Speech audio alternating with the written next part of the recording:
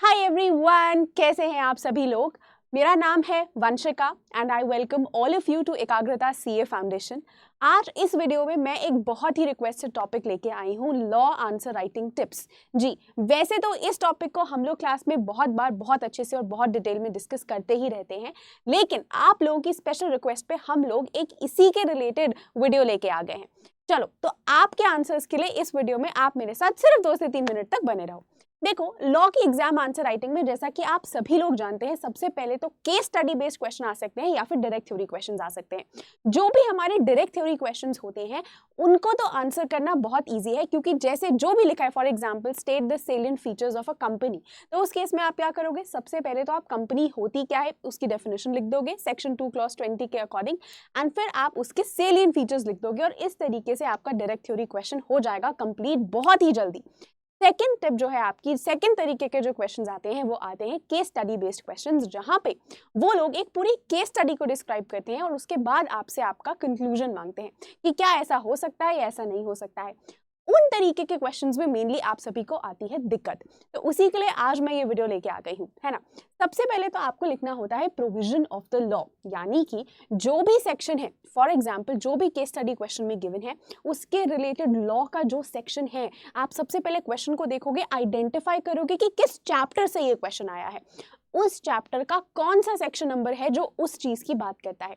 आपको section number याद है तो आप सेक्शन नंबर को कोट करोगे, अगर आपको सेक्शन नंबर याद नहीं है तब आप क्या लिखोगे, as per the relevant provisions of the so and so act. ऐसे करके मैंने आपको क्लास में बताया भी था, इस तरीके से लिखेंगे। सेक्शन नंबर और नेम ऑफ द एक्ट पहली लाइन में ही अगर होगा तो एग्जामिनर की नजर पड़ेगी और आपका इंप्रेशन बहुत अच्छा पड़ेगा, बट ये ध्यान रखना कि आप करेक्ट सेक्शन नंबर लिखो, बिकॉज अगर सेक्शन नंबर करेक्टली याद नहीं है तो मत लिखना, गलत सेक्शन नंबर कोट करने का इंप्रेशन बहुत खराब जाता है। उससे बेटर तो आप यही लिखना, as per the relevant provisions of so and so act, ठीक है ना। बट अगर आपको सेक्शन नंबर सही से याद है और आप कॉन्फिडेंट है तो क्या ही बात है, तब आप जरूर लिख के आना, आपको कंपेटिटिव एज सेक्शन नंबर लिखने से जरूर मिलती है। उसके बाद में आप पूरा का पूरा उस सेक्शन को लिखोगे कि लॉ ये बोलता है।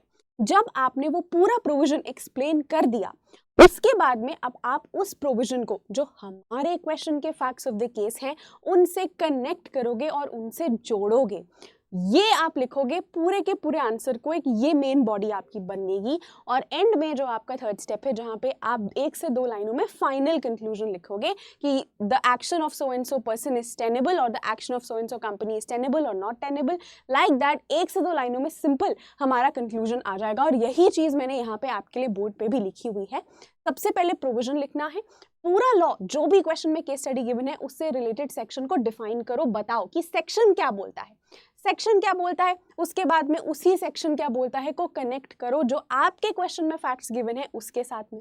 एक बार आप वो कर लेते हैं तो आपने पूरा अपना अच्छे से आंसर को स्ट्रक्चर आउट कर लिया है और एंड में आप 1 से 2 लाइनों में कंक्लूजन लिख के आ सकते हैं। ये था आपका केस स्टडी बेस्ड आंसर्स लिखने का तरीका। और दूसरी चीज थी डायरेक्ट थ्योरी क्वेश्चंस की, वहां पे तो आप नॉर्मल अपना डेफिनेशन लिखो, फीचर्स पूछे हैं तो फीचर्स लिखेंगे, आपका क्वेश्चन कंप्लीट हो जाएगा।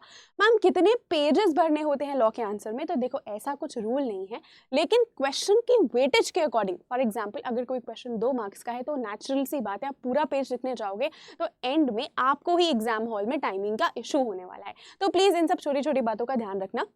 अगर 2 मार्क्स का क्वेश्चन है तो आपका 3 से 4 लाइनों का आंसर सफिशिएंट है। अगर आप सही कोट कर रहे हो, सही चीज लिख रहे हो, आपको पूरे मार्क्स मिलेंगे।